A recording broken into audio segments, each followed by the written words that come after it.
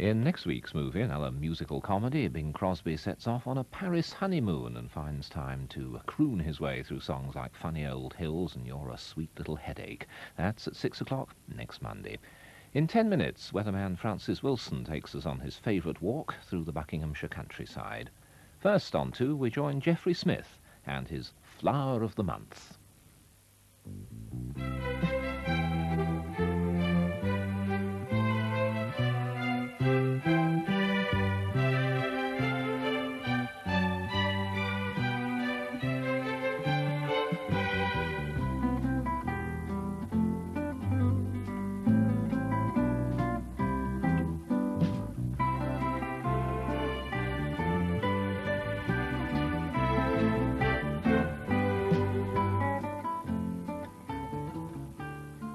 Lilies have always attracted a small but enthusiastic following. I think their appeal has been limited by the one thing that makes them attractive to me. You can't give any general rules for their cultivation. That you can grow one species well by no means ensures that you'll grow all the others. And then suddenly, the hybrids introduced a completely new race of lilies that were strong, that were vigorous, that were disease-resistant, that had all the power and colour and shape that I discovered in the species lilies. But above all, that were easy to grow, that adapted to the widest possible range of soils. Given good drainage, you can grow lilies as good as this in your front garden.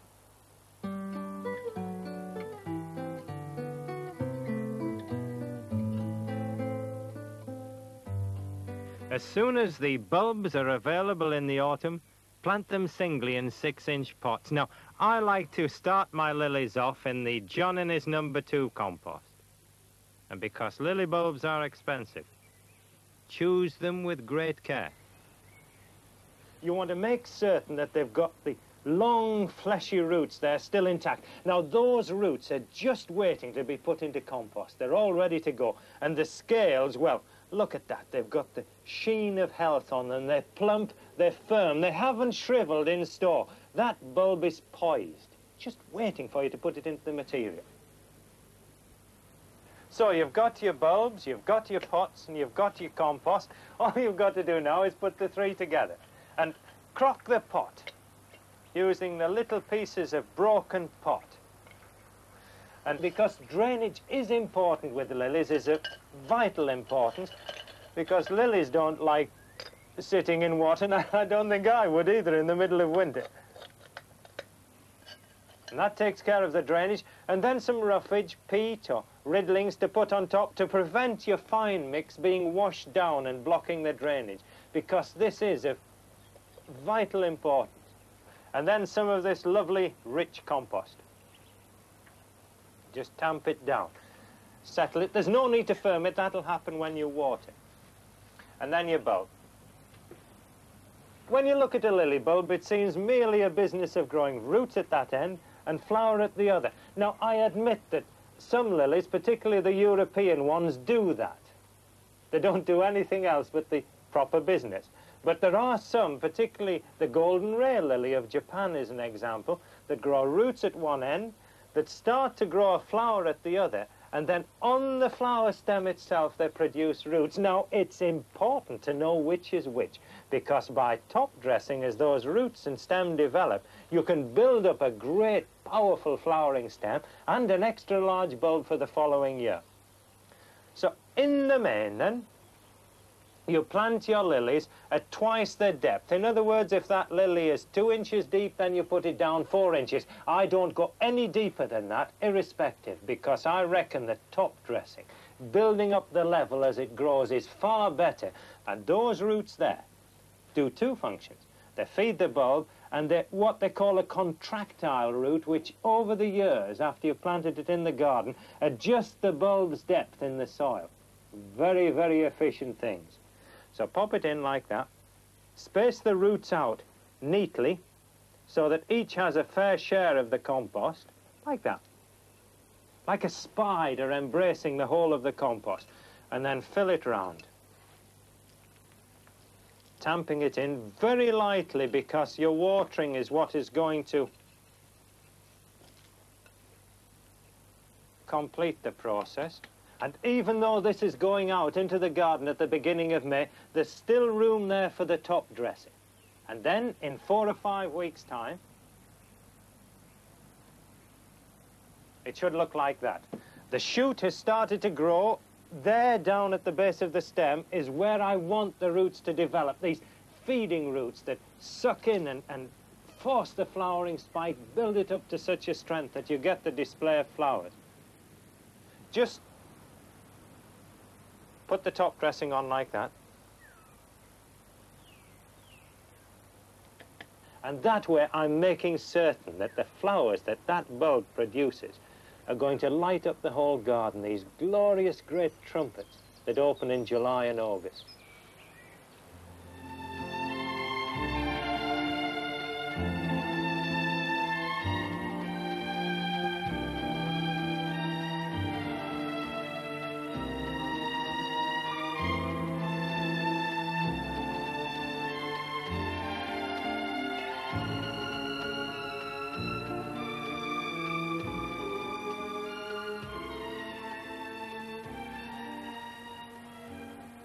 And when I see spectacular plants like this, I always want more of them.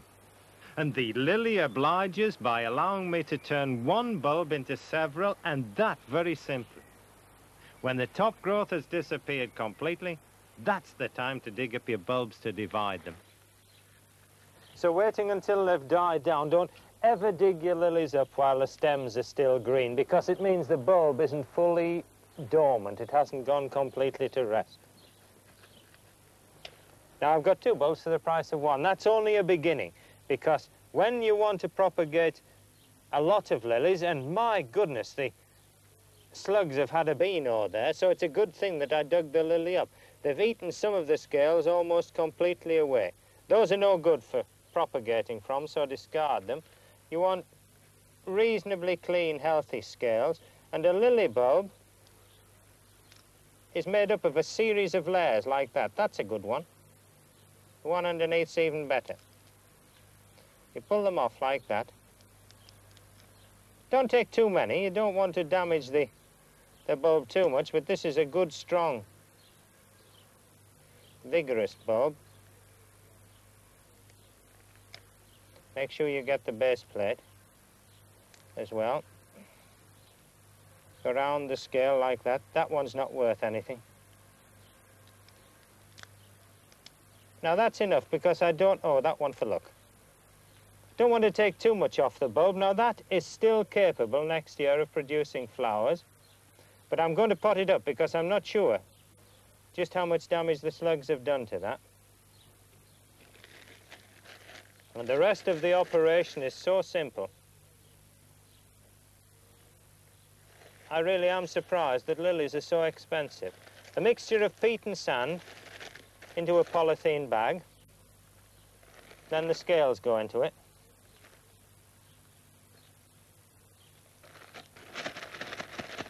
And then you shake it up well. So you've got a thorough mix of scales and peat and sand. And what I'm going to do with that bag is hang it up in the airing cupboard for, what, 6 weeks to 2 months. And how do you know when it's ready to come out? Well, you can see the roots starting to grow through the side of the polythene bag.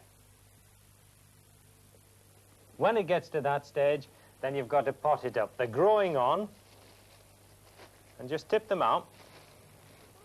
And if first indications are anything to go by, it looks as though most of the scales I took have started into growth. Now there's the original scale, this part of it. And there's the root system coming from it, and there's the little bud starting to grow. Now, every lily scale there is a potential lily flower, and I think lilies are regal. They add that distinction to the garden that can really only be described as regal.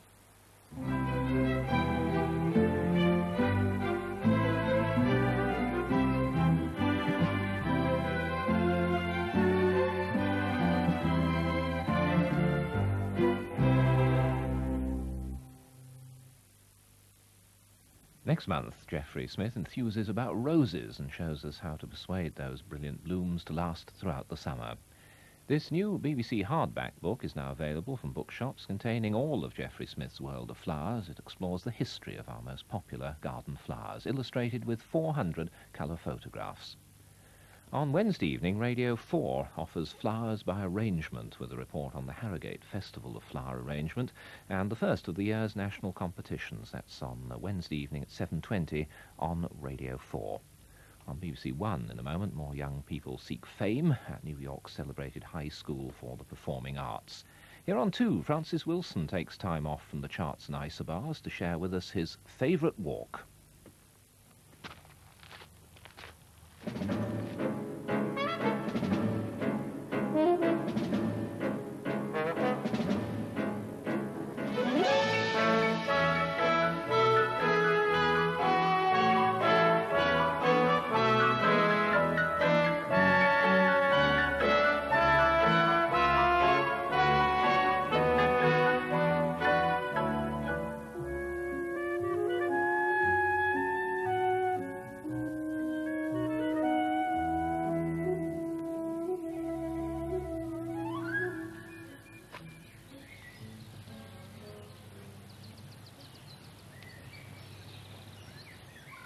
I'm not normally out here at the